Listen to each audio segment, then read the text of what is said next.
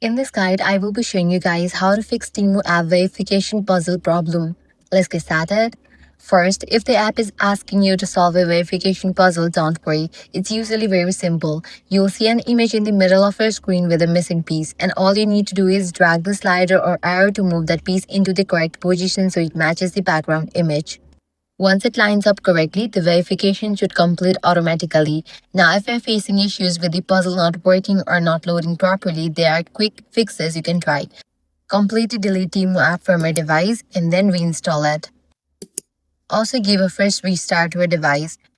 This will clear out temporary bugs. After you have installed the app and restarted your device, you can navigate to App Store or Play Store, search for the app Temu. After app appears, download it. Now I can try to fix the puzzle problem.